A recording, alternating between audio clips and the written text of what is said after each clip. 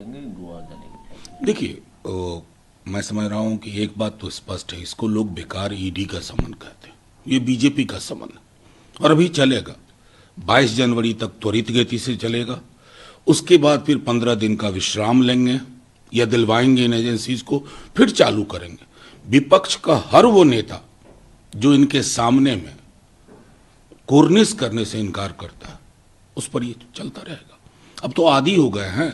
अब तो बल्कि जिनको समन नहीं हो रहा है उनके लिए शंका होती है कि इनको समन क्यों नहीं हो रहा है। दीपेंद्र मिश्रा बोलते हैं, जो चेयरमैन हैं कंस्ट्रक्शन कमेटी अयोध्या मंदिर को, बोलते हैं कि जो बात चल रही है कि बीजेपी का इवेंट है, तो क्या राम पॉलिटिकलाइज हो गए हैं क्या? नहीं, मैं तो सीधे एक सवाल पूछना चाहता हूं और बड़ी गंभीरता से। नृपेंद्र मिश्रा जी को के कार्यकाल को मैं बहुत लंबे अरसे से जानता हूं।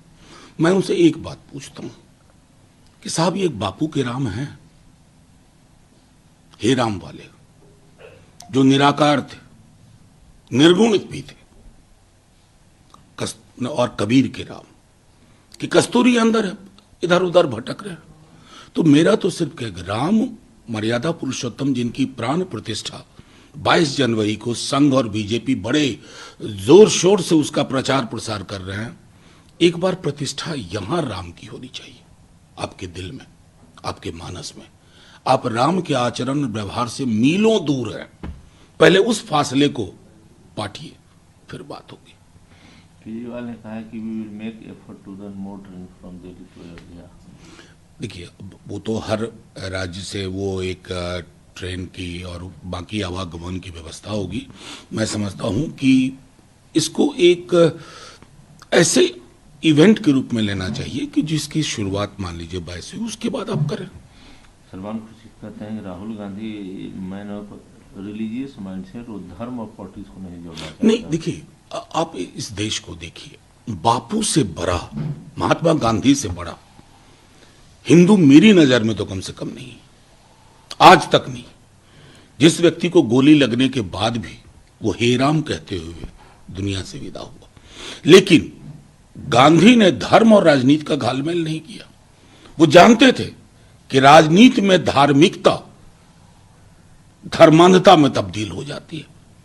धार्मिकता और धर्मांधता का फर्क हम भूल गए, और इस फर्क को भूलने में प्रधानमंत्री जी बहुत एक उपकरण की तरह उन्होंने काम किया। आज इस देश में बीते कई महीनों से रोजगार की बात नहीं हो रही। 14 में प्रधानमंत्री जी रोजगार के वादे पे आए थे, राम मंदिर पे नहीं आए थे, लेकिन वो जानते हैं वो असफल हुए। अब उन्होंने इस आवरण के तहत अपनी असफलताओं को छुपाने की कोशिश की है। मर्यादा पुरुषोत्तम भी माफ नहीं करेंगे, यकीन मानिए। जनवरी 22 के प्रोग्राम को जयराम रमेश कहते हैं कि राम का पोलिटिकलाइजेशन है, और ये प्रोग्राम जो है ना, ये कम्प्लीटली पॉलिटिकल प्रोग्राम। देखिए, सीधी सी बात है कि 22 जनवरी के कार्यक्रम को आपने ट्रस्ट से हाईजैक कर लिया।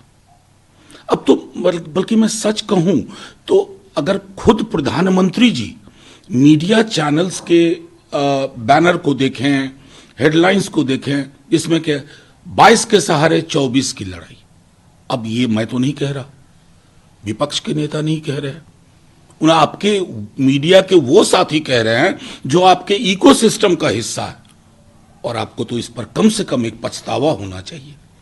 आखिर मैं कौन सी प्राण प्रतिष्ठा कर रहा हूं जहां मेरे सहयोगी मीडिया के साथी भी उस पर सवाल कर रहे हैं। हालांकि सवाल करने के तरीके में बड़ी चालाकी है। 1949 में राम जी के मूर्ति को कामेश्वर चौपाल कहता थे, वहाँ सर्वश्रेष्ठ किया गया। उस समय किसकी सरकार थी? नहीं, कामेश्वर चौपाल जी किस पार्टी के विधायक? बीजेपी के है ना? एमएलसी थे। हाँ, मैं जानता हूं किस पार्टी के विधायक थे। तो एमएलसी थे तो बीजेपी के थे। उनको तो वही स्क्रिप्ट पता है। 49 पे बहुत आर्काइवल मटेरियल है, वो पढ़ लें एक बार, और लिबरहान कमीशन को भी पढ़ लें। मुझे पता है इन दोनों में से किसी चीज को उन्होंने नहीं पढ़ा, लेकिन हाँ, बोलिए, कुछ भी बोल जाइए, आजादी है। झूठ तो खास करके ठसक से बोलिए।